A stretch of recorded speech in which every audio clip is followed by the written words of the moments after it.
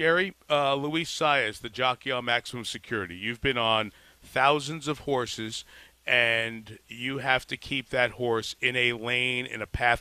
Let me just back up a second. For people who have struggled with what happened, I've essentially said, think of a 5-lane highway. And Maximum Security, for people who don't know anything about horse racing, and Maximum Security is in the left lane, without a blinker, just kind of came over to the middle lane. And those cars either have to check up real quick, which sometimes causes a crash, or they get bumped or nicked and they get crashed and disabled. That's the concern with that quick and abrupt turn. One thing is, if it's the driver doing it, we understand that the driver's at fault. Here, the driver is the rider, and you're a Hall of Famer, and you know that horses truly do have a mind of their own. How difficult a job is that for a guy like Saez, who's in the irons, and the horse starts to be startled and moves to the right? How hard is it to keep him in that path? Well, I think your car analogy is really good. When you're going around a turn, or in the straights, but in this case around a turn, you need to stay in your lane. And if you change lanes and you're not clear, you're going to crash into another car, and that's what happened.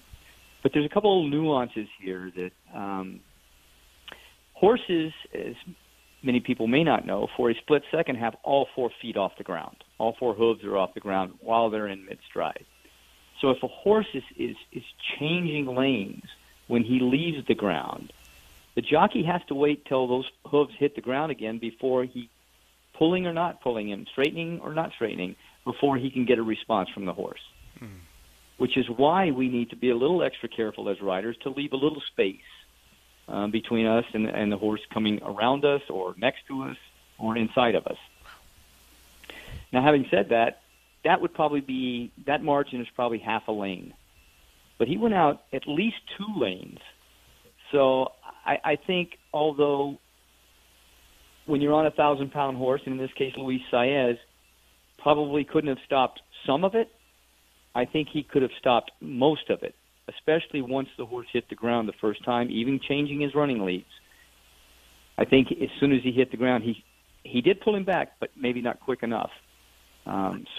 I think the rider is to blame partially. Some of it you're not going to stop. Randy, could you give the folks listening a quick explanation on a horse changing leads and how that is so impactful right at that point on the racetrack? Sure, and you used your automobile analogy, and I can give you an analogy that I've used today is if you're riding a bicycle and you're going around a pretty sharp left-hand turn.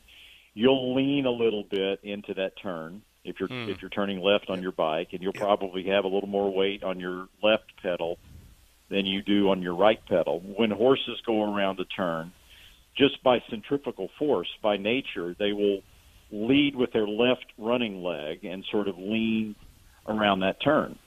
And you can imagine if you're on a bicycle and you're going around a turn and suddenly you want to put more weight on your right foot, then your bicycle is going to swerve a little bit to the right.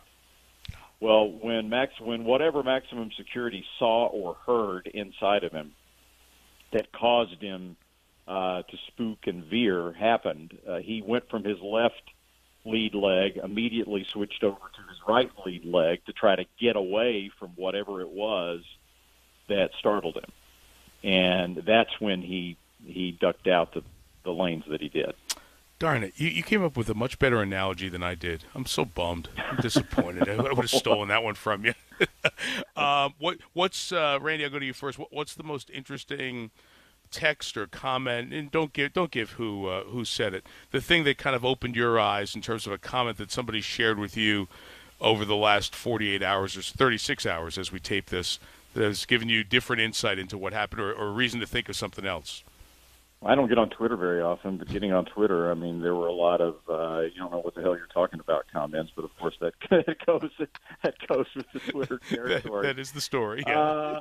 I guess I've been struck by, and it's not really a surprise, but by the divided nature of people that have been following the sport for a long time and whose opinions I respect. I mean, this is not a slam dunk decision, I don't think, by anyone. I think the stewards made the proper decision because of safety, for safety concerns. But like, Andy Beyer, the one who is a very good friend of mine. and I respect his opinion. I think he's a scholar of the sport, and the Washington Post asked him today to come out of retirement and to write a column about the incident, and he obliged, and I called him on the phone.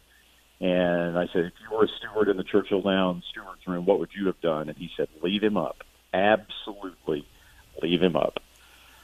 So, yeah, I think that's what kind of struck me, was that there are differing, divergent opinions on this from people whose opinions I respect.